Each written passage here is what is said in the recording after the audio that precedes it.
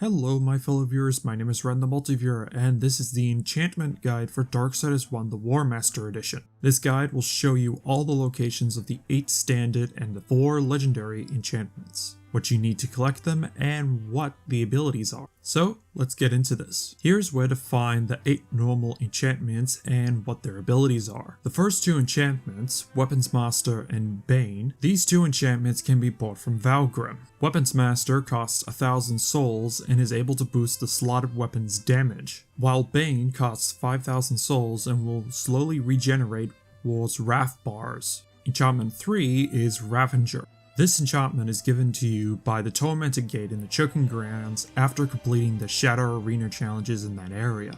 Ravager's abilities are gaining blue souls after destroying environmental objects, and with a passive of increasing damage done by said environmental objects. Enchantment 4 is Bloodthirst. This enchantment is found in the Twilight Cathedral dungeon in the area after the Jailer mini boss fight room. By using the crossblade, light up all the torches in the area to spawn the chest holding this enchantment. Bloodthirst's ability, when slotted into a weapon, allows War to convert a small amount of the weapon's damage into regenerating health.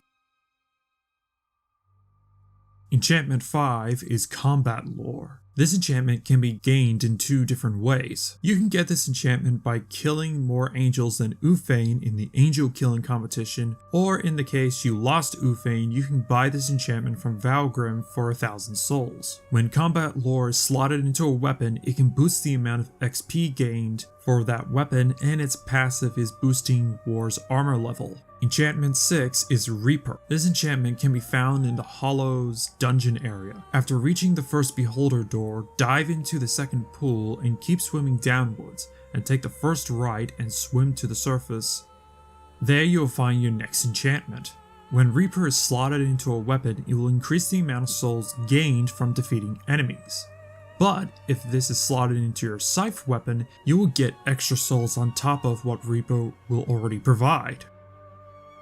Enchantment 7, Hellfire. This enchantment can be found at the crossroads near Vulgrim's shop. You will need the Tremor Gauntlet in order to get this. Go north and follow the road until you get to the blue crystal, use the Tremor Gauntlet, and then open the chest. When Hellfire is slotted into a weapon, it will increase the weapon's damage, and there is also a chance of additional fire damage being applied to the enemy.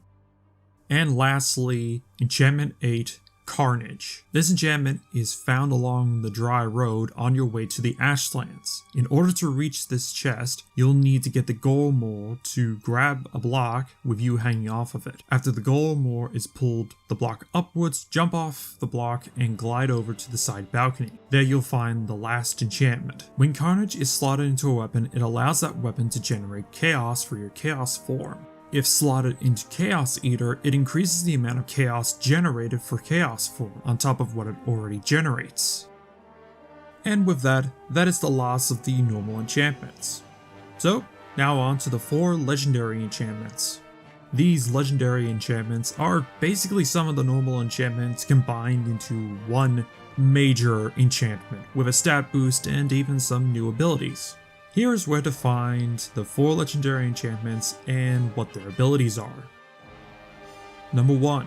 War's Glory. This enchantment is found in the Iron Canopy dungeon. After fighting the Broodmother mini-boss, you will come to an area where you have to use Shadow Flight in the Abyssal Chain to get across a death pit. In that area, use the first Shadow Flight geyser to glide back towards the screen. If you've done this right, you should be able to open the chest holding this legendary enchantment. War's Glory abilities are, when slotted into a weapon, it drastically increases chaos gained if slotted into Chaos Eater. It drastically increases chaos generated if it's slotted into other weapons, though not as much as Chaos Eater, and it drastically increases the amount of weapon experience gained. While its passive abilities, it drastically increases the duration of chaos form, and it drastically increases weapons damage.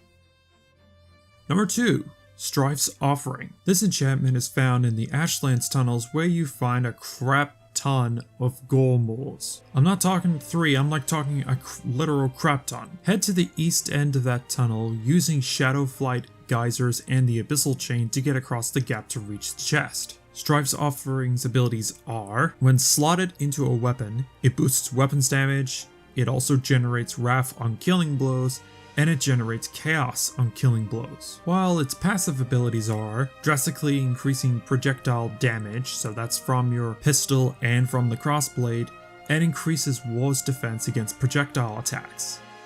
Number 3, Fury's Embrace. This enchantment is found in the Black Throne dungeon on your way to the top of the first tower just after getting the Voidwalker item, aka your portal gun. You'll be in the right area when you come across the materializing bridge that requires you to step on the orange button to activate it. While crossing the bridge, look up to your left and you'll notice a portal pad. Shoot the portal up there and set up another portal when you find another portal pad. After walking through the portal, you'll notice the chest on the other side. Just activate the orange button again once you get to that area to activate the bridge and walk across it. Fury's Embrace abilities are, when slotted into a weapon, Wrath is leeched with every weapon strike, while its passive abilities are, it boosts Wrath power damage, reveals all world maps and items, and additional Wrath boosts on enemy kills.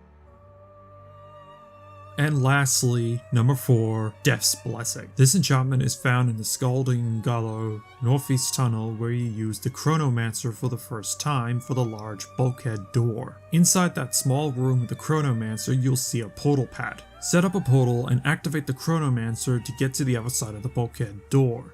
Once there, wait until the door closes to see another portal pad. Set up the second portal on the back of the bulkhead door and go back to the room where the first portal you set up is. Once there, activate the Chronomancer again and open the bulkhead door, and then jump into your first portal when the door is fully open.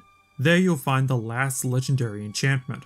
Death's Blessing's abilities are, when slotted into a weapon, it leeches weapons damage and converts it into health, drastically increases weapons damage, drastically increases the amount of souls acquired from objects and creatures, and additional souls are acquired when slotted into your scythe. Well done! You have now completed both finding the normal and legendary enchantments for war. I hope you enjoyed this video and found it useful, and as always, have a good one, my viewers.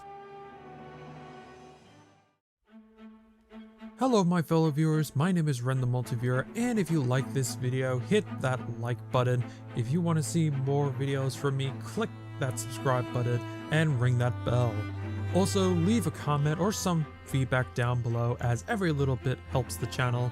And as always, have a good one, my viewers.